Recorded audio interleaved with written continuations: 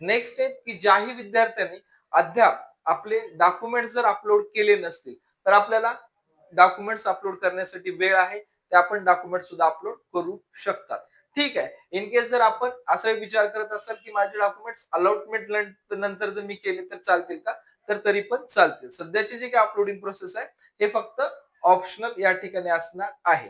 जे विद्यार्थी सध्या डॉक्युमेंट्स अपलोड करतील त्या विद्यार्थ्यांना पुढील प्रोसेसमध्ये फक्त आपलं सीट जे काही आपल्याला मिळाली आहे ते सीट एक्सपेक्टेशन लेटर आपल्याला या ठिकाणी डाउनलोड करावं लागणार आहे. अदर दॅन आपल्याला कुठले डॉक्युमेंट्स या ठिकाणी अपलोड करायची काही आवश्यकता लागणार नाहीये.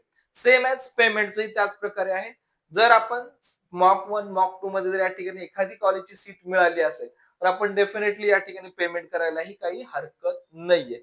पण इन केस आपल्याला दोन्ही राउंडमध्ये या ठिकाणी सीट मिळाली नसेल, तर आपण या ठिकाणी पेमेंट सध्याला थांबवली तरी काही या ठिकाणी हरकत नाहीये. ज्यावेळेस आपली सीट अलॉटमेंट होईल, त्यावेळेस जरी आपण पेमेंट केली तरी हरकत नाही.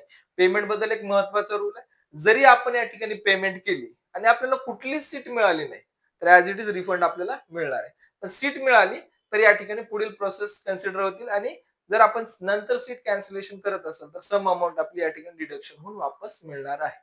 जे विद्यार्थी जनरल कॅटेगरीचे आहेत अशा विद्यार्थ्यांना 30,000 फीस आपल्याला पेड करावी लागेल जनरल ओबीसी आणि जे विद्यार्थी एससी आणि एसटी या प्रवर्गात नाहीत अशा विद्यार्थ्यांना या ठिकाणी